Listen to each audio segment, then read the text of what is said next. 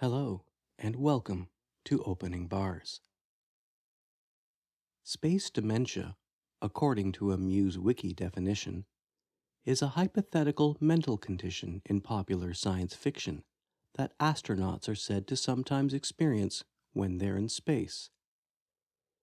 These opening bars, in particular, certainly embody this feeling of time and space, whereby the extremities of the piano keyboard are utilized in a grandiose and pulseless introduction. Some would say that this is somewhat reminiscent of the first movement of the Rachmaninoff Second Piano Concerto. Let me play just a bit of that for you now and see what you think.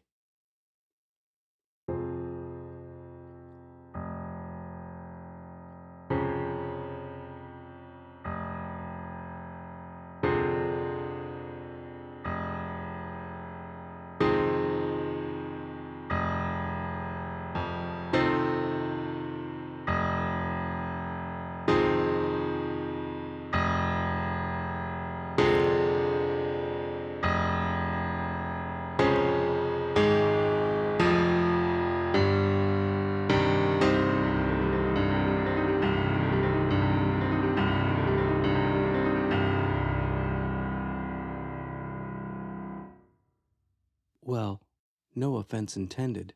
Space Dementia is no Piano Concerto No. 2, but I can see why the resemblance would be made.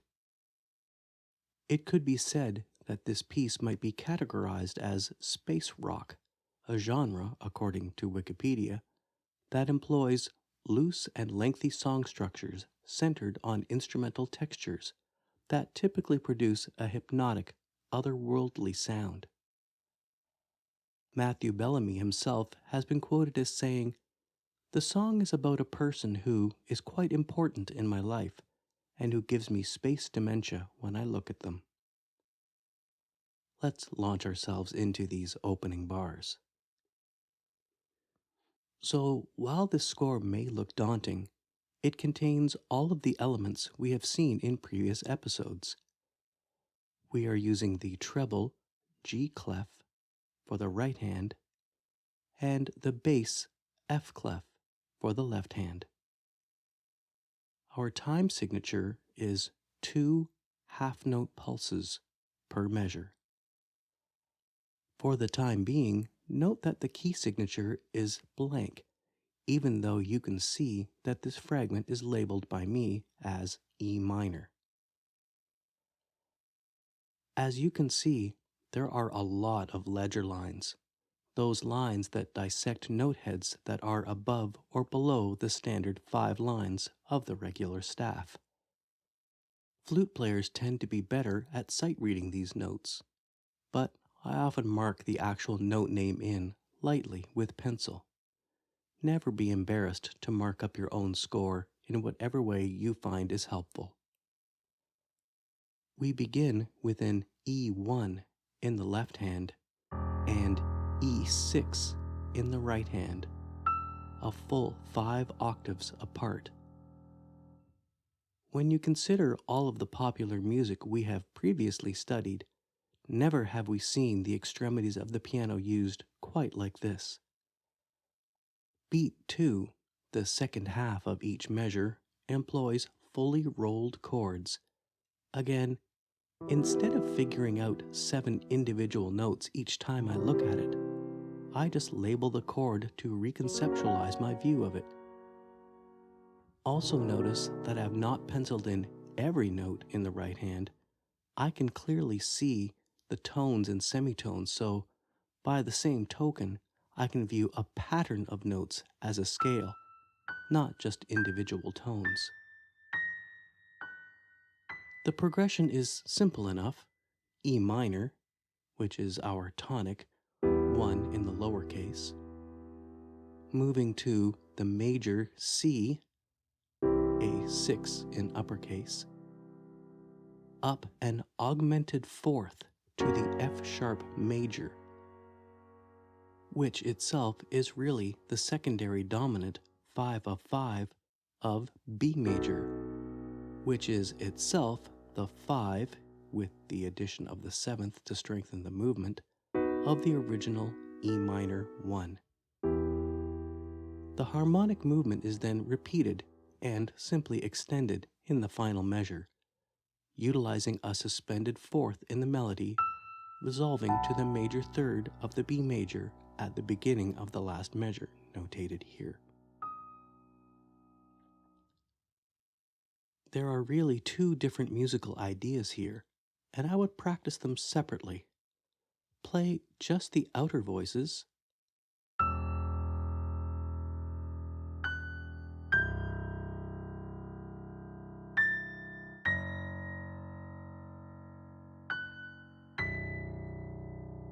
and then practice just the interior chords.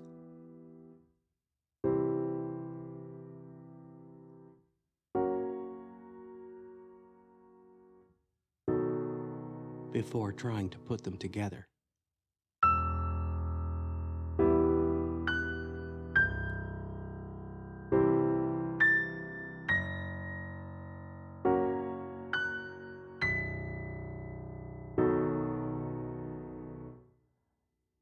As I indicated earlier, I'm not using a key signature because I feel I can visualize the chords much better. Just imagine sight reading that F sharp major chord. It would look like F natural, A sharp, and C sharp. You'd have to carry over the F sharp from the key signature. That's just mentally awkward and unnecessary. I'm a big fan of no key signatures in some cases, and this is certainly one of them. Now, at the end of these opening bars, there's a scale that we should become acquainted with, the chromatic scale. That is, notes that are all a semitone or half step apart.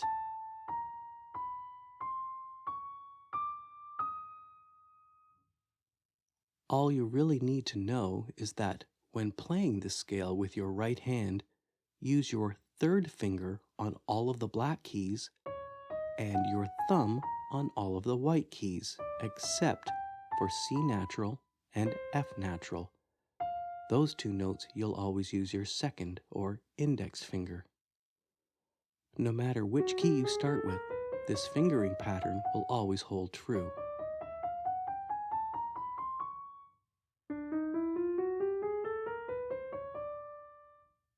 In the left hand, the same pattern holds true as well, except you use your second index finger on B natural and E natural.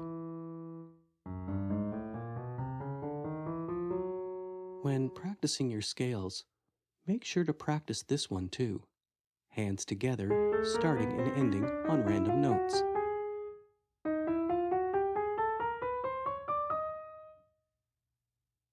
If you want more of a challenge, have your left hand and right hand start on different notes.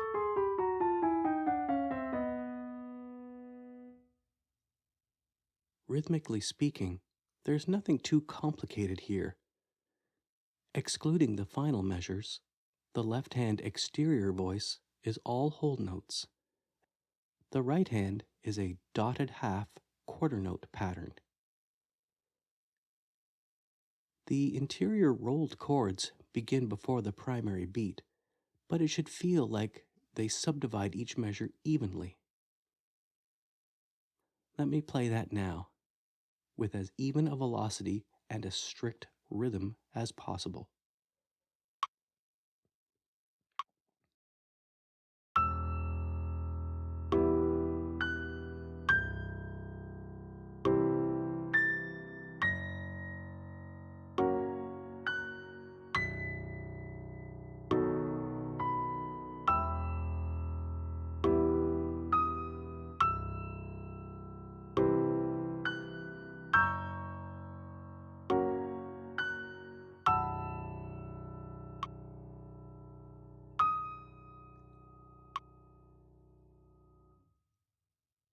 Now, I'm sure you can hear that this notation does not serve the actual performance at all. What the piece needs is, and not to sound funny, it needs more space. I would definitely not adhere to a strict pulse. I would make it much more organic and free. It would be quite natural for any listener of music to want to try and pick out a beat. Don't let them do that. Keep them suspended.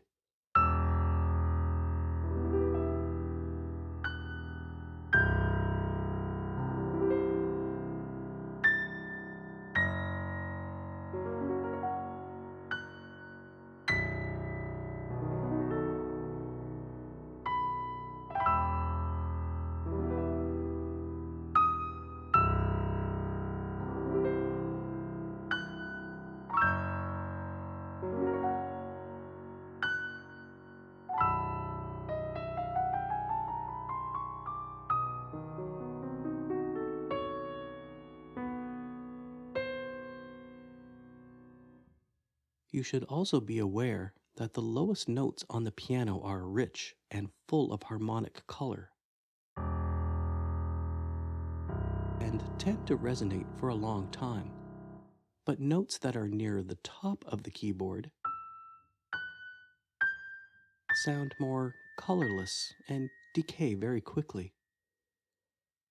With this in mind, I would play the right hand uppermost notes fortissimo, the left hand lowest notes only forte, and the interior voices a mezzo forte to balance this effect out.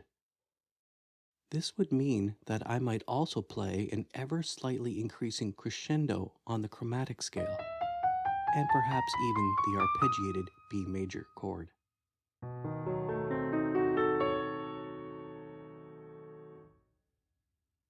Notice too that Matthew strikes the bass note well before the right hand notes, allowing the uppermost melody to be more prominent and clearly defined.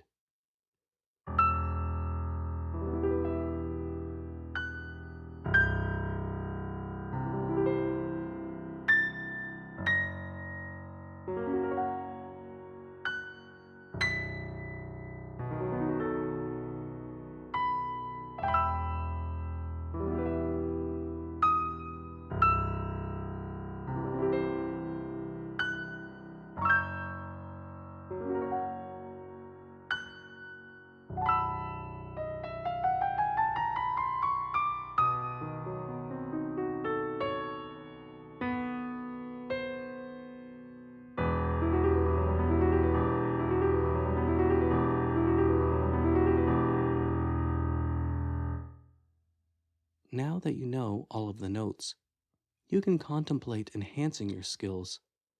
This opening sequence requires significant hand repositioning back and forth. This would be a great opportunity to play without looking at your hands. Start to feel with your mind where the notes are. Close your eyes and let your muscle memory tell you where the keys are. I hope you enjoyed your lesson today. Remember, don't just play notes. Make music. Until next time, thanks for listening.